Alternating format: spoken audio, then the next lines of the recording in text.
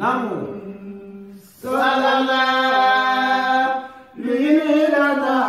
min kasa kaurole taibatin. Salala lilana min kasa kaurole taibatin. Salala لزورات غير الخلق فيها لغربة. سللا يهد لنا الأوزار من غير غيبة. سللا نمرق فيها الخد بالسعد والغنم.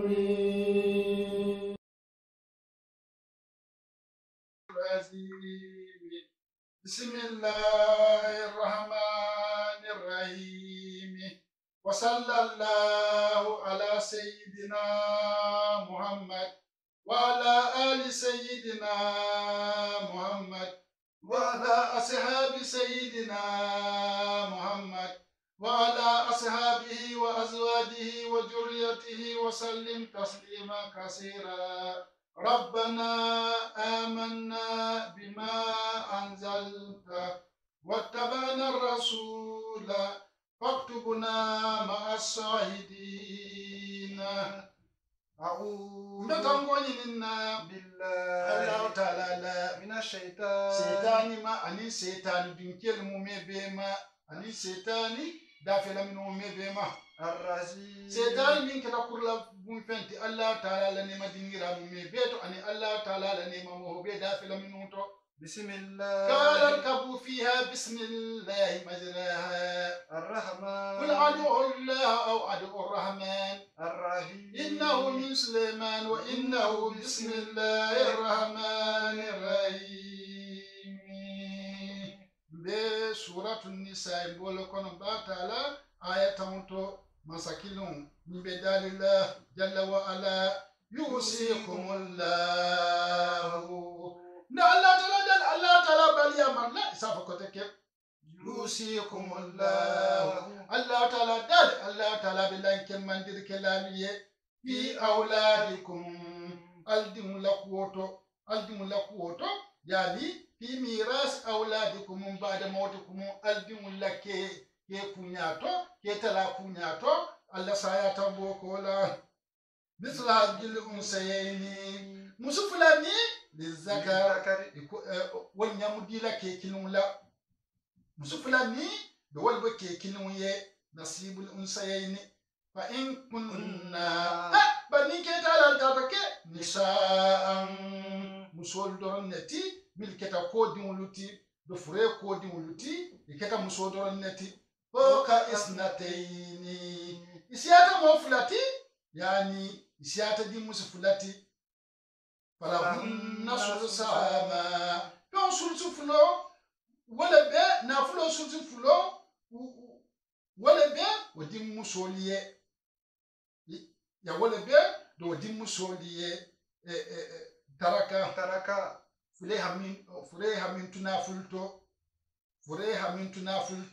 هل دي مسو كده موكملتي نافلو yato si ko kilin fula saba silla saba nyaw ibole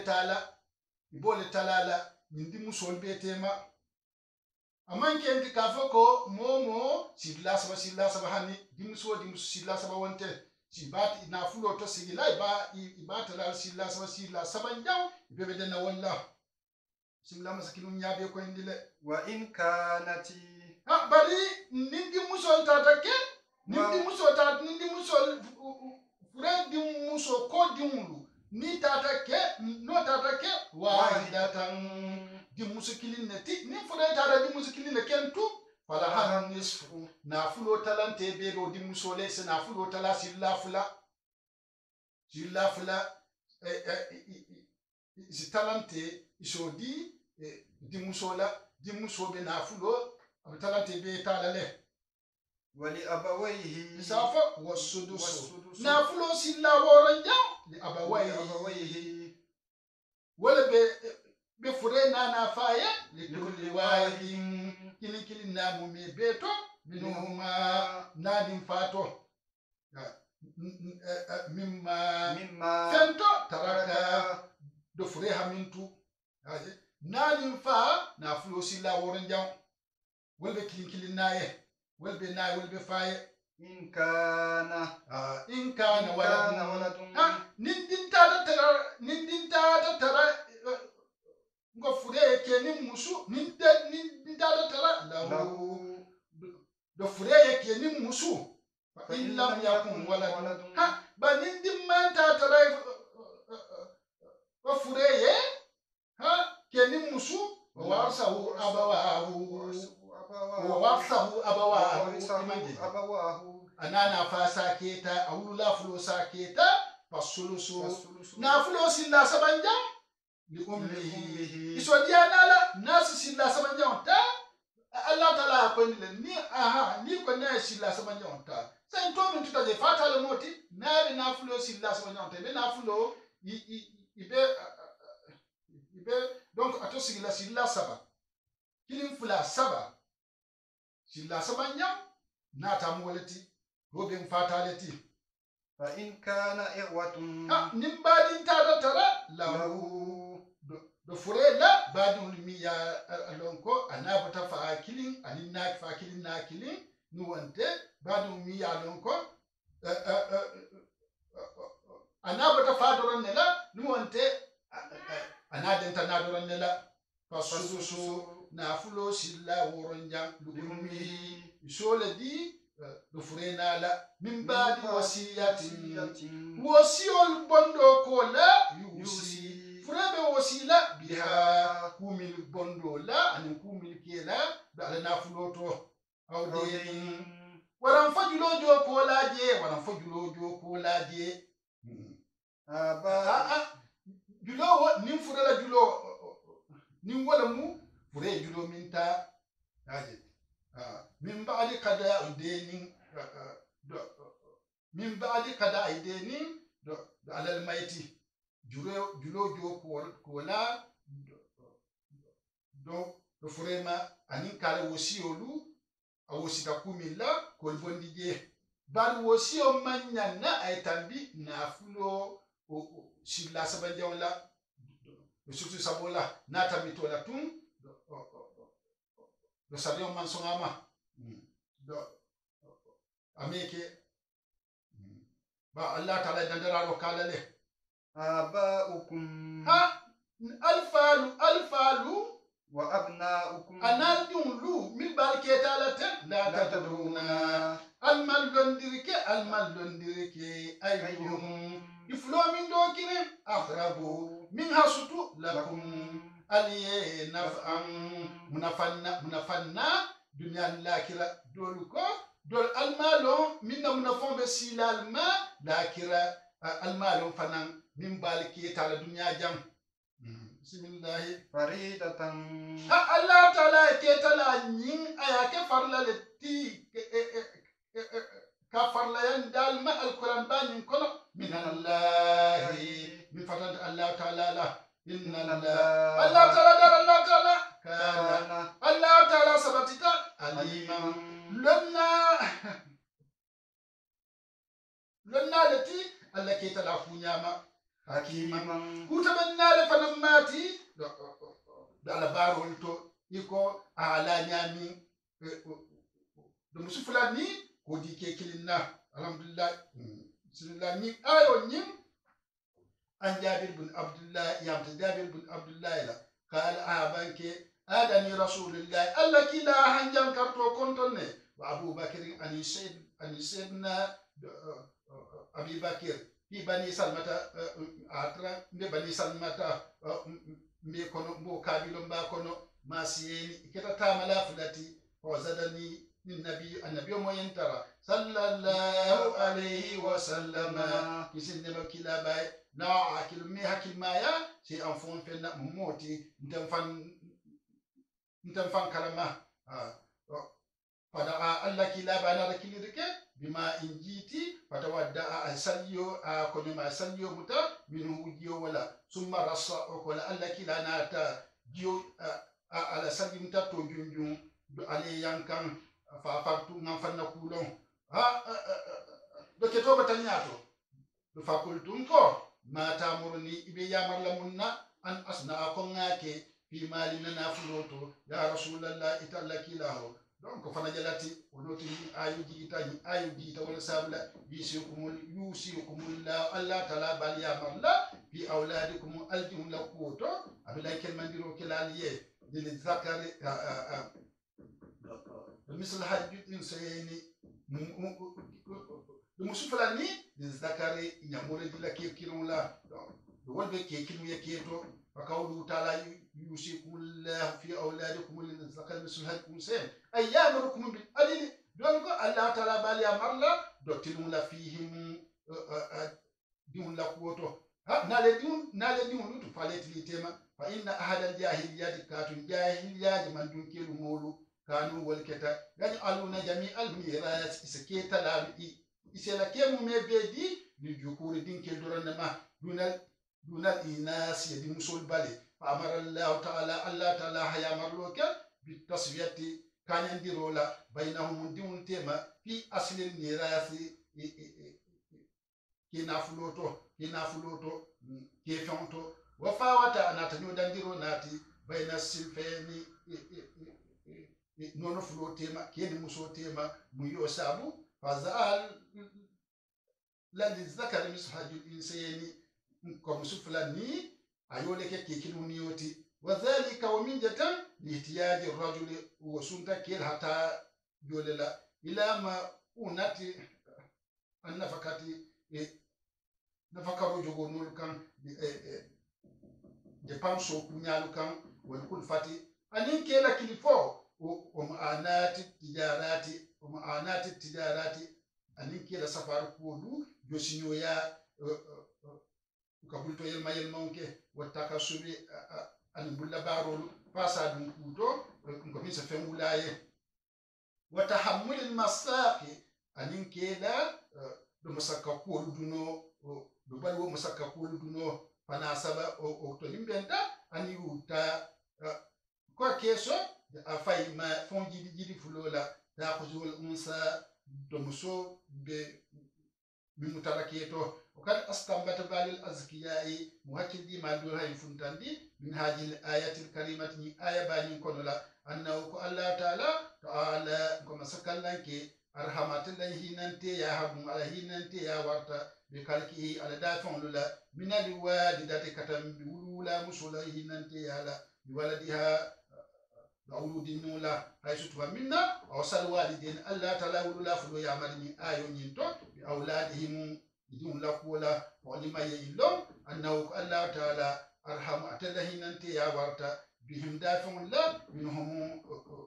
donc katam dafon fon le hinante yala de ifanduma kama ja ay ko nati nyami fil hadith sahih hadith sadun konola wa karra imra'atan kila bahi musodo leje min asabi ko marabure konola furde ka ya fatanyoya bainaha ko fatandirke bainaha tamso tema wa baina waladiha anadi mannun tema faja'alati atamso dundunta faja'alat atamso dundunta taduru abe murmurna ala waladiha dadimula فلما تمنا وجدته برايا ترى من السبي دو مربوده لكنا أخذته أياديم متى فألسكته أياديم نتو بصدرها أسيسولا وأبدأته أياديم سوسندي فقال رسول الله ألا كلا بانك جل صلى الله عليه وسلم إنما كلا باي أصحابه على صاحب بالي ترون هذه أفعل مسلمين جبان تاريخة ولدها أدون فيلالة بام في النار دمبا كنو وهي أتمسو دوك تقدير فاصل وركلبان على ذلك أدون فيلالة دمبا كنو بام قالوا سايب الكاي لا أتادون فيلالة دمبا كنو يا رسول الله إتلا كلاو قال جيل كلا بابانك فوالله قالت الله تعالى الله تعالى دول سافتين الله تعالى أرحم أتله ننتي يا ولتا بعباده دو على جوان لا من هذه بحتم بمسوج نهي ننتي يا لا بولدها أدي من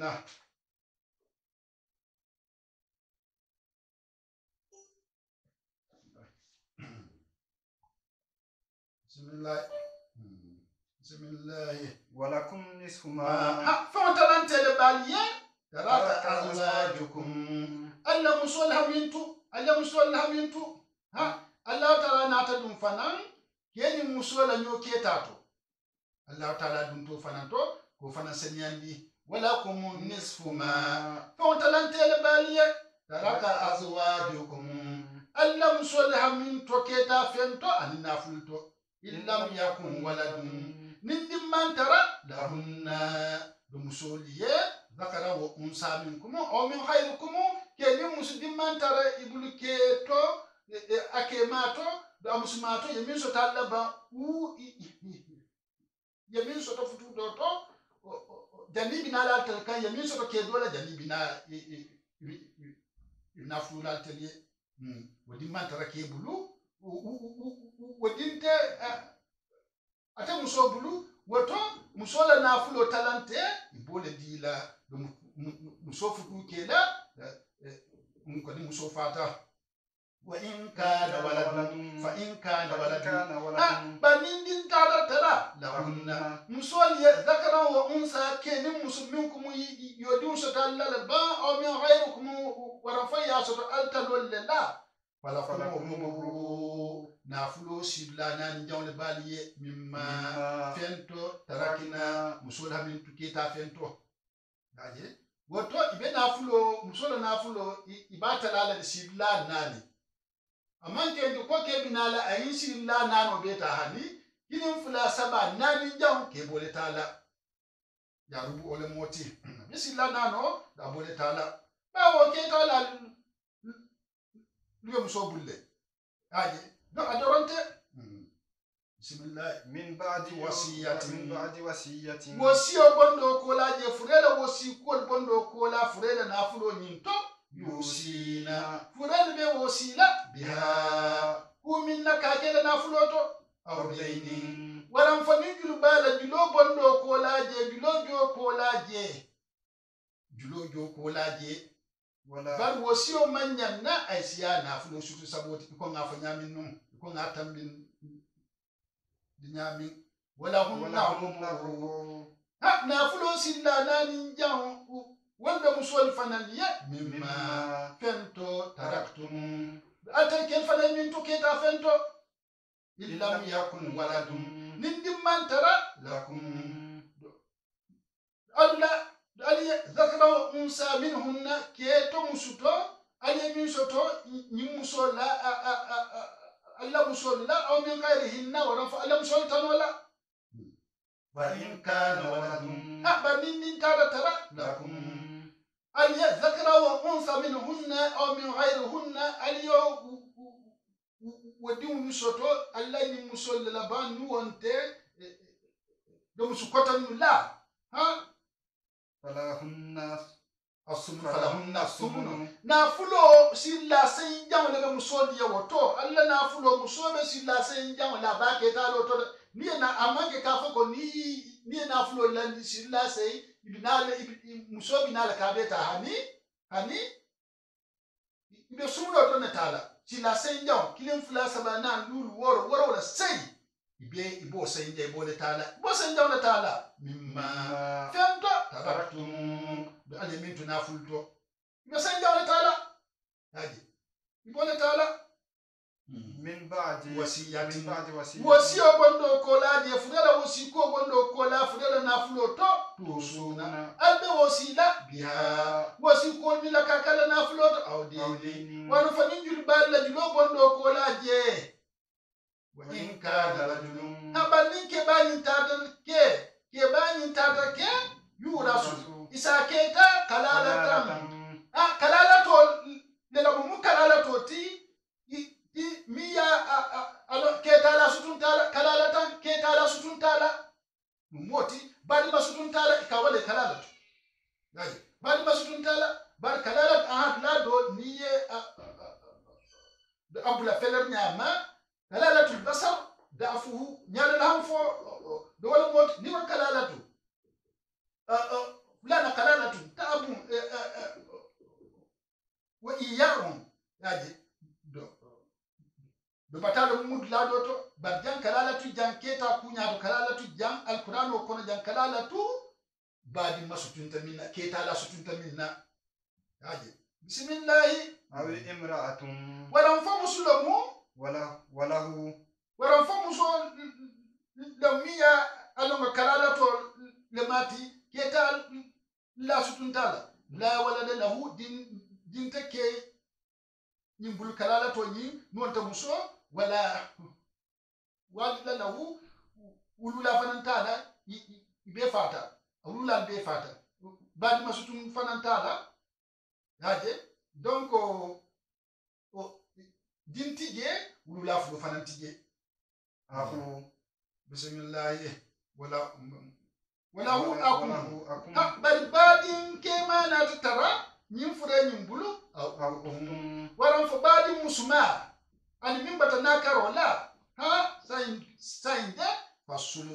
fasudusu na fulo silla woronja likulli wahidin wal bakinin kinna be bilhuma nyimbo fuloto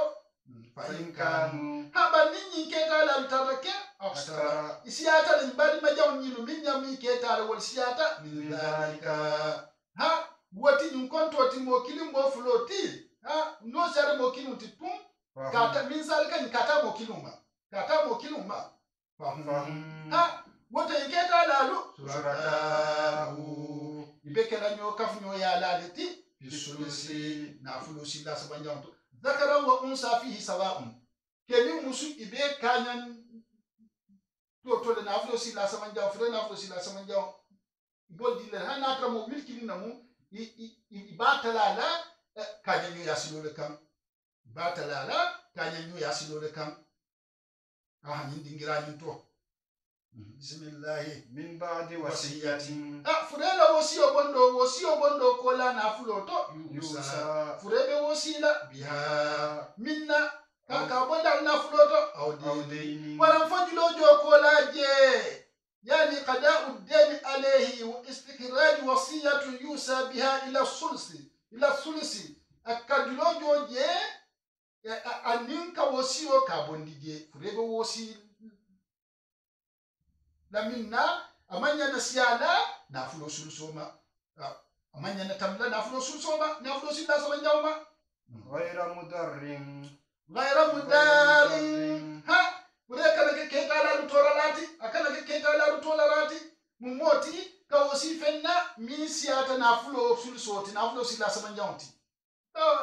ata bitaka ne ke aketa la wala hako de walbe dawla na fulo sila wasiyatan ni mufarla lati min allahi min fatanta allah ta'ala keta nyaten ka keta laten allah ta'ala ho ke farlo lati farlo min fatanta allah ta'ala la sa fana wasiyatan ni mu ya bar letaliye min allahi min fatanta allah ta'ala ma alaykum qismatul mawaris ka keta fon ka tala عدم الميراث ما أزودهما إسيان وتقيان أو ظلم وإسيان كي تلابليا ما أزودهما مموتي ما أزودهما كفرين كي تافون نافلو بيجي فرين نافلوتو نكيتا لالفنان بيجي أليبا الكالي فرين لكي تلالا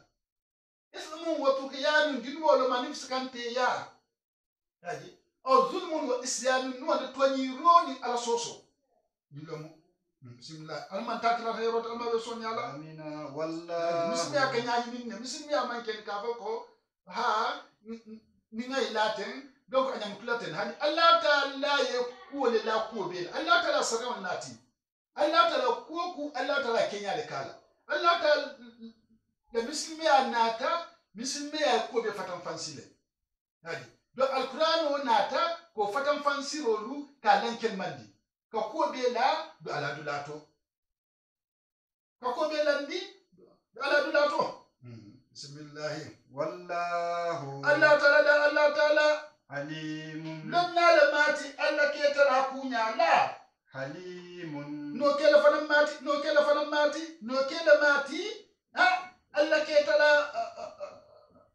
dubali ala ni wonte alla ketala na fulo sunyala ni wonte jamfa ke la ketala konola ba minna amaya hankato ama kupal kam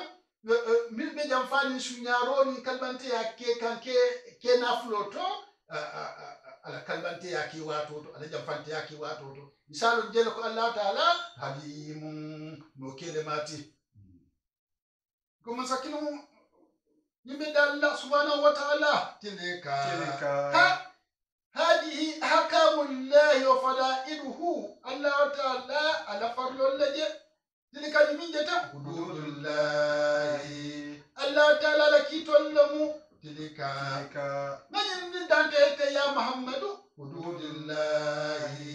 الله تعالى لفرل اللمو تلك من يندانت يا محمد حدود الله الله تعالى لسلمنا ديو اللجة Allah ta'ala salona ni yodeje yaji ha mumma jaboti fala tatadua alkana tambala katambi Allah ta'ala salona ni la kefanna salyon nati kal famsum tararol lunati ketala luto alhalo luto ayatar Allah ta'ala ay alquran kulbade aya jindi wo ko kenya ma ba alna tal kodi alquran o kito lulla aliye yakuli kalfon la nidia kan ha wa problem walati bismillah wa man yuti illa Allah ta'ala wa mi Allah ta'ala ayabatu fi kismatil mawaris ketala talanya to ketala fon talanya to ya kanyama wa rasulahu yakila muhammad bafana ya batu alhalakilun kan yuka ya dantali nyamin aliya ko nyama yudikiruhu ya ni taketa la ato da mala yin kande abe sariyon ko bele la yin kam sai ali islam ko mu me be pour kan ni di ani fansun kitol ka bondi dino kon la ka boni adama di ya fon kono la Allah ta'ala kala kito nati kala dinda maltema momo ni kitita tuma min nan kitita alquran wala le problème mo ate sotela ba ni problème baje kabilo kono keta dul tema donc timbali abije iman kita alquran wala ikam la dol to kebe la rin furela kebe la sanyi jaddalu keman talano to timbali ali abloke abetin balya bismillah jannatin tilko dud o mani tilla mo mi Allah taala ya batu iko ketara kunya to ala nyami ya ko nyama kila wa rasulahu anala kila sanun ba fana ya dan taala nyami abinyama ali ya ko nyama yudikiluhu Allah taala so modundi jannatin goral ko mala تزري الأنهار كونيال ببردا من تحتها غورل من كتلا أرجنا غورل من كتلا موتي أرجنا بنجاول من كتلا نيوال دلو كونيالو تي أنجيو كونيالو لو أنينو كونيالو خالدين فنسك لا ملات دو ملاتي فيها أرجنا كونلا أرجنا كونلا jangarti je sayati je dubatati je filati je wazalika ha aljanna du min jete alfawzu wala ni basototi alazim ni babi bawarari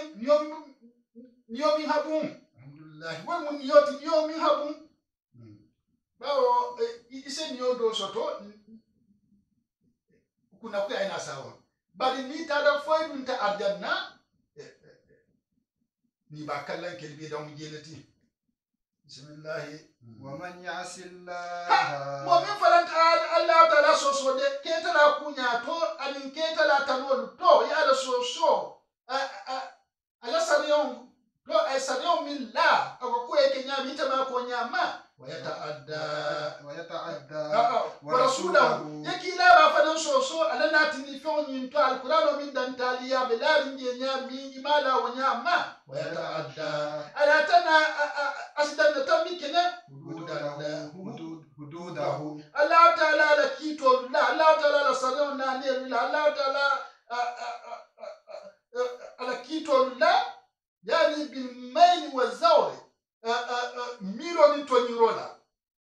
يدخله Allah taala so modun di naran dimba kono la janma dimba kono la khalidan خالدا لا ملات دو ملات فيها جنة ما دمبا يعني دائما في النار إلى ما شاء الله ودو ما دمبا جنة ما دمبا كنو فكذا بلوات لا الله تعالى فمكيت لا أفنتان ولا دمبا كنو واتو منا ولا هو عذاب يعني كده مو أتندنا دمبا دون دورنا جهنم ما دون دورنا yang kad fana bina tarlaye yang kad do fana bina tarlaye jannama kono min dimba dum manke kilinti muhim yang kato min sakay do yandirlati yang kato min sakay kafante ya fenti alhamdulillah alman takilat heroti mazakilun nibe dalla say Allah taala adunta ha musalla ko konoten aji قال لكم في ابتداء الإسلام ها كيتو كتا مثل ما يفعلوا دولا أن المرأة تقوم صور إذا ثبت جناها نال دين والناس بتتا بالبينة دليل لمن بلان كالمرين الآلة دليل من بتلنين نقول مساتي إذا صورنا في بيت ممكن موت قبل كسوكنو فلا تمكنوا من الخروج منه إلى أن تموت ameba ni mema fa bomema fa ayen kaso kono fa kaso kono wala hadha wala sabla qala manskinu nyinko wallati musol milu sida yatina min binala alfaishata jeno kan min nisaikum alla musol to alla hor musul tangarun to fastashidu asediyandir kela السيديان ديرك عليهن ومسول ما أربعة ها موناني لا منكم القرآن حركة ناني لا موتلين ناني إما من نفني أفولو إمين جنفانتي أدي داج غوجو يالو ها نوال سيدياتي ما إكوي نمو سيديا لا منيامين ها فامسكوهن ودال مسولو والألي سرو في البيوت بولو كنا كسولو كنا حتى يتوفاهن الموت المحب فسايا يساتو تيمان حب فسايا نيكان دو كسو كنا لا أو يجعل الله سبيلا ورفع الله تعالى حسلك لهن إنت المسولية نجل لا مسولية مموت فوني الله تعالى modol ko fani Allah taala ay ayat wajidi ko ke fani Allah taala ay kiti donati ni mo la koto wazani ha mo fulo min yatiyaniha dol ko ni ayo ni awiyad ala Allah lahunna sabila yani do makhrajan bodula ha ni ayo iko aburkata birranmi dokula bundiro ikole aburka ayo ni ye aburka dokula bundiro la pano suppose pour que soron kaso kono yo ayo ni yo burka dokula bundiro ka ke bladin ko kono han ka ko sin haiteto ni din ko sin haiteto ye berota ike mwala faifa masakino nimedalla wallazan ha sa mafulo mi yatiyaniha min binala jeno kam minkum alkono horonto kenin musu faaduhuma ali fulo tora nendiro ni ngayberola pa intaba bani fulo tala tubi ujeno ma okukurun ke ma ila kerin kola Allah tanaje ha iflo tubi tande wasinaha ha iflo ila baro nyani fenna mimbe ala tema sarwati te idanna nya kolte te dan aliye korosi Allah korosi no tata sini ndo kafa ko nyilde ha molle biti namo ya kitoto ngajele ila tubo kalsandi fa'aridu ha wat ali ala ko ladi anuma ni mo fulo ne oni ngay bola ino ni kala fola inna Allah ta'ala kana Allah ta'ala sabatita tawaban tubo do mutala balati moma gomiya tubo danala rahima innante la fana mati moma gomiya fana sagama bali koni ayo ya buruka musomi ya lonko ante futurin kemi fana ya lonko aman futu ni yeje noke nyamu yebusa busa danya keme do wali ye nendiro ni ngajero do wali yo buruka inna tawbatu mazakino nyimbina dunna tubo kenya kono koteke inna tawbatu inna tubo muto alallahi alla tala durunama lillazina moholiye ya'maluna su'a bilbe kuja barala bidahalatin ila lombali akam ha summa don fadam ko bidahalatin nyin ha ya long kama mbeti ya me imami raka foko yankata ba koma dol ko afulo beta bar jam be kukurun lonne yayi fa alhama fujura ha tagwa Allah ta'ala ni wala kuriya anala annasila ala kukel Allah ta'ala be tandala be alonne tubo mutobe Allah ta'ala mamoliye mol miliyalon ko ibe kukurum ya bare be kukurum barala bari ilalo mali akande summa yatubuna wakola ilalo nin kole binatu bila min karibin o watu sutum fonto isaba ko ke afonya fulanya onfala summa yatubuna o kola binatu bila min karibin ni ola buso watoto janni niyo bebe banna do fate kono la do fani safaten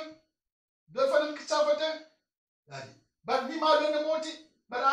don nyim fonya fula jaw nyim don yo nati but Allah ta'ala nata senendi de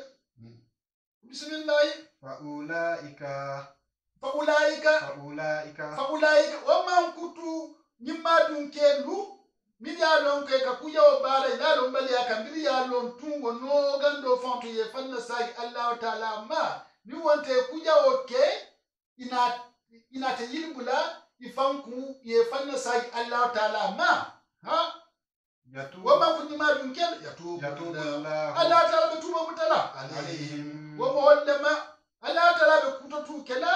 wa muallama wa kana Allah ta'ala sabatita alayhim lonna bala tu bilama minna tubo kalsata hakiman kutabenna lamati fanam bikabuli tawba tubo mutoto tu bilama bismillah amma rasulullah amina wale sati tawbati tubo manke nyinti bismillah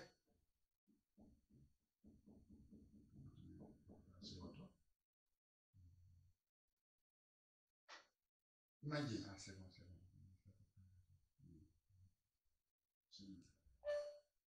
masakinu nyimbe dalla subhanahu wa ta'ala wale sati tawbatu tubo mantara tubo Allah ta'ala tubo muto mantara lillazina moliye ya maluna sayyati mami yakuja olu tawbaraka hatta jahada alahum maut hanfa sayata man say halarta idokidimma kuloton ko saya halarte barkan kawla jam kaz kawr alma Allah ta'ala nemara morke wanima aw hanfa sayata man say halari idokidimma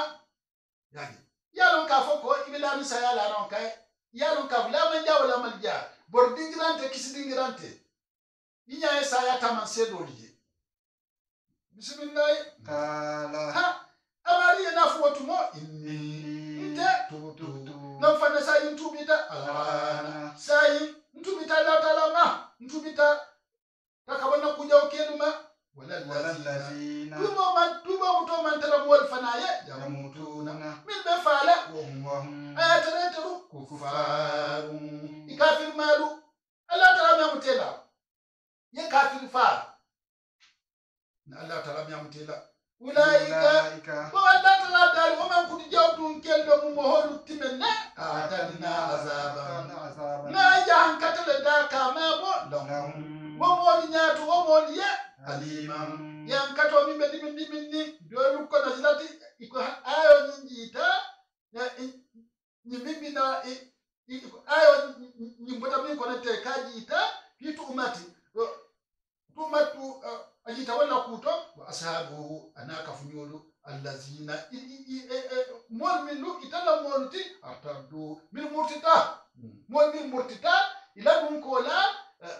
islamo kono itol kadu islamo kono iko al yahudiyol kake nyami ikafunyoye ila kuntiyol safo ila kotlam koliye ikore monu ye aldum nuwante ila kuntiyol fon ye dum folo ye nabo kila bala dinot ni idun teton di taso manda wato lokum folo ni tulobe wato sita ya morti fo mori safo min la londo man jam fa min hakilo lu antelari la kende to safo ha ala hudio ni lonna la mit yaji donc ni yaji ni dunta islamo kono Muhammad bara dino to ye na baje tulokum folo ye dunje tulobe wato e baje donc ya bibele donc kesetiye yaji nyimbe palon roneti nyimbe palon imena palon ke kan islamo keloto birin kila fo jamano wala habi wo palan kilum donc wonbe tamakan habi palan kilum wala bude bismillah يا malakilum nyimbe dalla ya ayyuhallazina atal molu wo amanu min to nite du mara to ndo ka la yahillu nyimanda lakum aliye anta النساء kaliye musoli keta كرها de forcela amanda Allah ta na tede ka ha ni ha nte ni nke na butana kili fakili so mbe fakili so mbe kabila kili donc ayam fututan ayam mutula kabila lokono malo foye ni muso ke folo no ba no ta futu kan ke miye ni wo fata muso le fon nya maswasirla isalo ka foko islamo tilinta demokrasi be islamo lokono muso nya maswasirla bali islamo kito be falin ka be ke na moti ka be kabila kuoti wota islamo ti islamo kito be fai do itona ibolo ko ka kuyata ni mandaliye antel mol bil ton di taten ton di molu amanda Allah taala halon de Allahu akbar wa huwa asdaqul qailina Allah taala ma natija antel muslimol akantel mol bil ton di ta munna muslime ya be sabatiri mo bil sonne me konola mo milu ila makamo ila dan kenya atam bita muslime ya la atata mumule ya Allah ta'ala abe wala kidi kante ba Allah ta'ala halon ko misimo siyama bal ko no kito be faylade itol ko mo yela adon muta yela kurun muta isina don fana sina muso to tinya wala kam so to tinya ka to tinya ka ke abul kamila kelo fonti ini muso la famille be kele ka ba ha iba kuma la janna ha bida ke fata ayeban ne akena kabilo to ni akuno be konkon ke ya nafa ke kuja makai ke nyatama bida ke fata ake fiswale ya akena mon fiswale ya isebo ninkusi fama ibe fanjur mo siyandila ibe fallala jahannama misilme ya fae karane misilme ya kalonne misilme ya kito do fayalo ni wante isi fam faydi bakon ngo bismillah ma be sonni ala amina wala Allah tala abdalla wala ta'buduhunna al kada musolu tora hi kubisi ke bal futu wala na tat hajil ayat ikoni ayo nyinjita fi kabsatu lela koto bintu ma'an mani di muso al ansari madina al ansari yolam wa musin la koto bin abi qais al ansari abi kasi dun ansari yo wa kanu molikatanu jaliya jamal wato yarsuna ismu sori keta kabla jalika jani ayo medina bismillah Allah taala abe dalle yede ko ikana musolu ikane muto nyama hitora do puru do ikana futu bismillah litazhabu falsa tanyami bi ba'di ma fondoti ataytumuhunna do alamin di la futuna fuloti illa an yatina fane musolu weltara natindirke bi fahisati ku kurunti wam jenoti mubayyinati min be lanken marin kafrinyi ma bi suhud sedo la sed lanken marun lu sed fanalu la midialon ko mol men timbal ya lo mol men jem ko ni kalbante ya lo ha bi suhunna watana to nyam al musolu minna tan jenoti ali soro bi sin kaso konola yaje bani ayo ni ngafusan sai ya burka bi ayati razmi kula bundiro ayo lela bismillah wa ashiruhunna al-musal kafnyo ya bil ma'ruf sanyo ya barsilona kunyi malela yaje nalbe ku do aliyeta nalte ku do aliyebla yaje bani akada kenti itaku ite account ila do ala din do fana safutu soit musoma la fitela yaje ito ko muso ke fata ite ko ite nyamota la keto yaje iko nimto ikakinyami kamson hubusi bismillah karihtumuhunna la tada musol forcé fa'asa no fa in karihtumuhunna la tada musol kon ifutu wala musol wala ko man tadiyali fa'asa do adobato an takrahu shay'an alta fondo ko wa yaj'alullahu khayran Allah tara sakay jamaake woto asira do kayro be siari ye futu do ko ye muso do futu do ko muso la ke jaw ya ba kan ni wonte muso wo ala bul ko mo ya kan ni wonte muso daji wo do kan ni wonte muso yelol man je feran ba Allah taala dali ado ba be ko do ko Allah taala sina dimbondi je min sakadin kende bati donc Allah taala abidalla jele matin bismillah wa in aradtum la tarla dirke astidbar zawzin subhan ma arqam ko yamo ali ko pinkele bismillah masakinum nimidalla wa in aradtum la tarla dirke istibdala zawjin muso falimula makana zawjin kalo musudo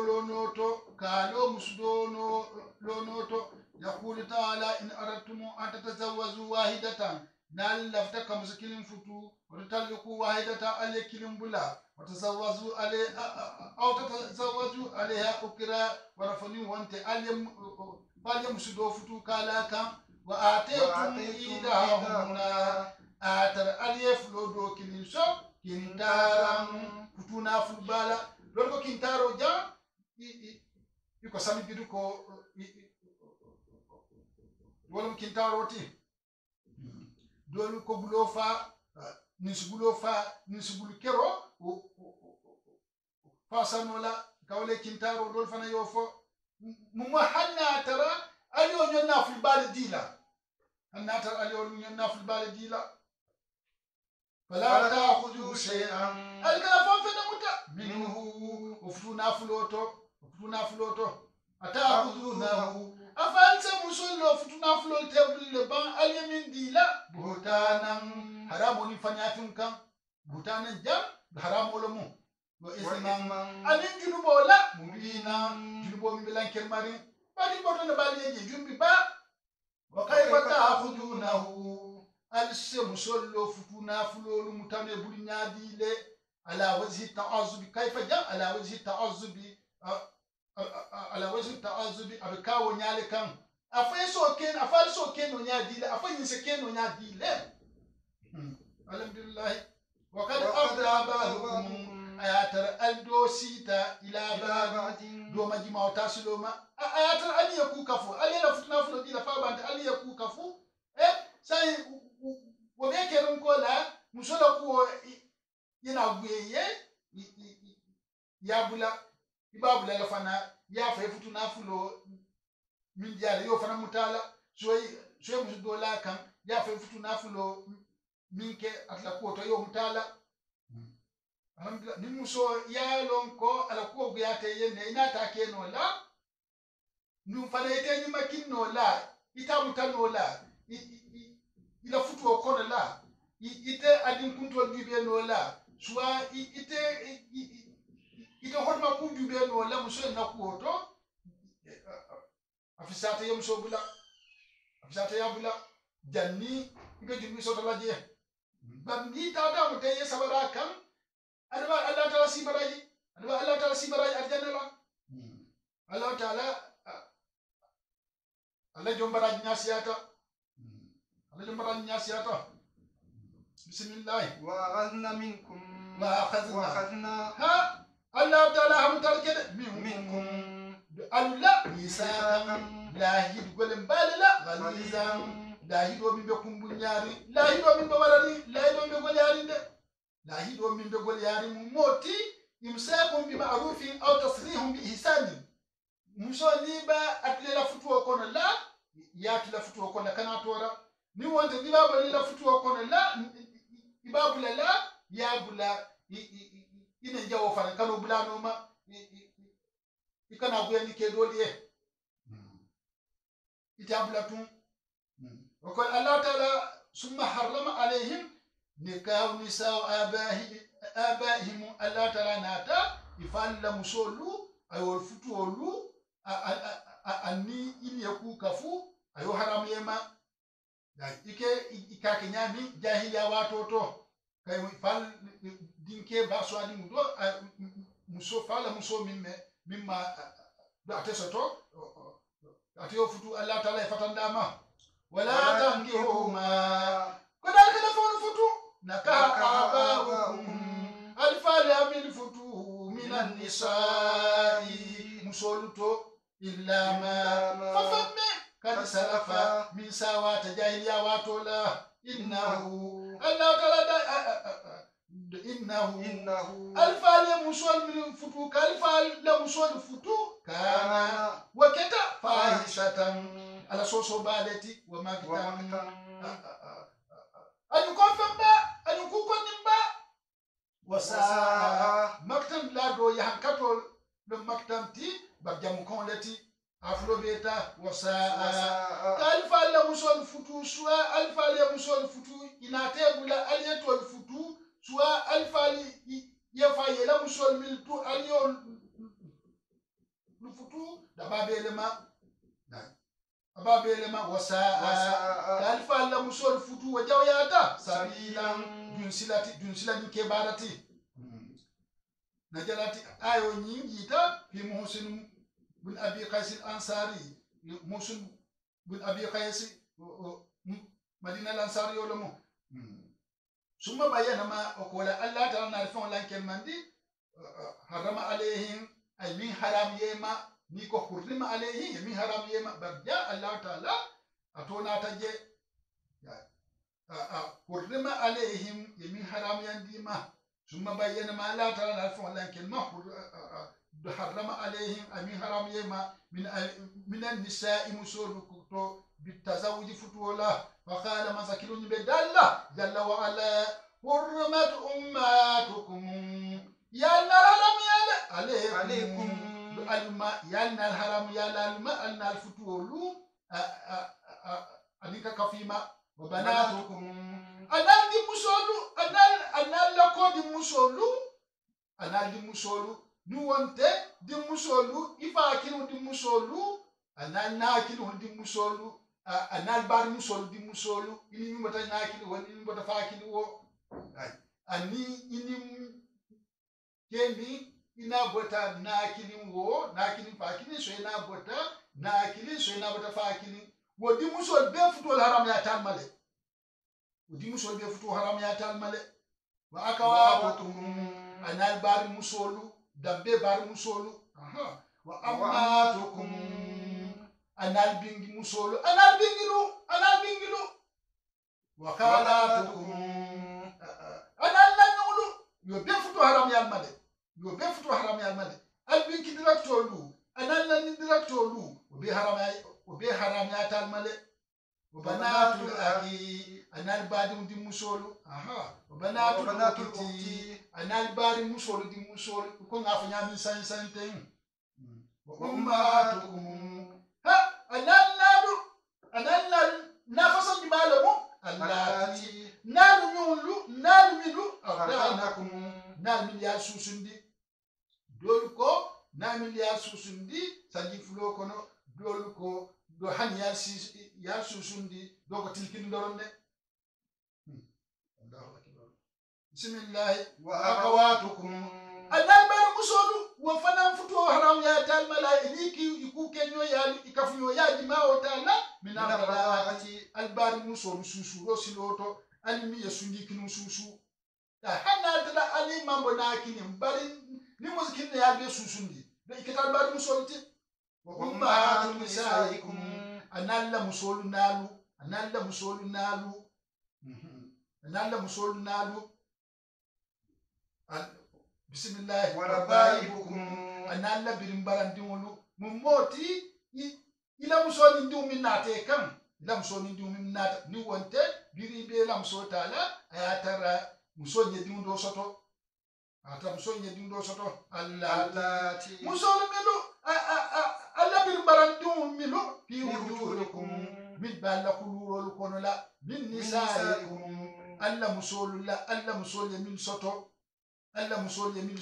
allati musolu milu dakaltum adunta bihinna musolu min nalu tibula nadra alli nale ku kam fabanta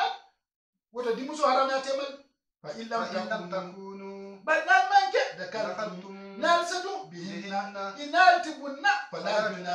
wota yango mantara alaykum do alma kale di musol futu in nal fo yafo ila wota na futu la inata nayi di musoje ata in nayi ina mon kule kafu yaje kana do futu ya sitile bari kuma sawal tema yaji ina man ku kafu do be holonne woto isena bula no le yala ndi musota wa halailu abnaikum annal dinke la musolu dinke ma yandomo allazina